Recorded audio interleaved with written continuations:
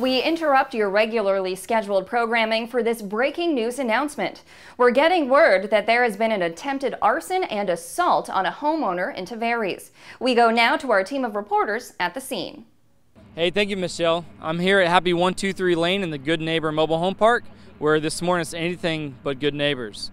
We have one person that's been apprehended by the police, one accused of arson, and they're also accusing one of the neighbors of having Ebola. This morning I want to talk to a gentleman with the sheriff's office to get the sheriff's official story. This is Sergeant Vachon with the Lake County Sheriff's Office. Good morning, Blake. Good morning. Could you please tell us what happened? Absolutely. Our office responded this morning to a 911 call of a man being injured. Mr. Magruder had recently traveled to Africa on a mission trip, returned home. Apparently Mr. Myers overheard a conversation where he made the statement that he's glad he did not go to an Ebola-infested area. Mr. Myers misunderstood that, became fearful, struck Mr. Magruder with a rock. EMS has treated him, and Mr. Myers will be going to jail, being booked in on attempted arson and aggravated battery. Thank you very much. I appreciate it. Next, we're going to Shashika. Thank you, Blake. I'm here at Sandy Schaefer, 10-year resident in this neighborhood, and the neighbor who witnessed the crime, as well as called the police officer. Sandy, could you tell me about what played out here? What happened?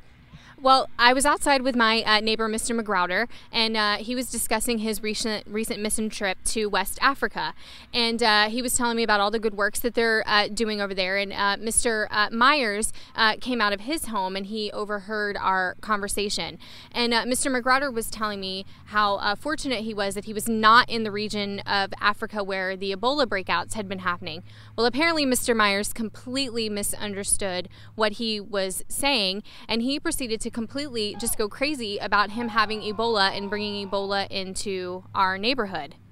Unbelievable. All from overhearing misinformation, correct? Yes, ma'am. Yes. Nothing has ever happened like this around here. Where does your community go from here with something like this shaking up the community? Well, I hope that after Mr. Myers calms down that we can all have a rational discussion about what happened and that everything will go back to normal. This is always a very safe community, and I hope it remains that way. Yeah. Thank you so much, Sandy, for taking time to talk with us. And now I'm going to toss it over to Kelda to give us more information about Ebola. We spoke with Bill Toth, who is the epidemiologist for the Florida Department of Health. He states that the supposed victim does not have Ebola.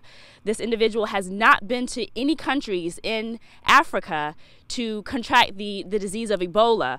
We also followed up with Aaron Kissinger. He is the Lake County Health Department administrator who further confirmed that this individual does not have Ebola. We asked both individuals, what is the Florida Health Department actually doing to spread public awareness and public education about Ebola and how victims can contract Ebola. They've made sure that we had the information of the CDC's website as well as the Florida Department of Health Department's website where the public can go to receive more information about what Ebola is and how Ebola can be contracted. Again, we want to reinforce and reiterate that this individual does not have Ebola, and Ebola scare is not in Lake County. Everyone is safe, and this individual is fine to remain in the public. No one is at risk for the disease of Ebola. We'll throw it back to the station to Michelle. Thank you all for that report. It appears that the situation has been contained.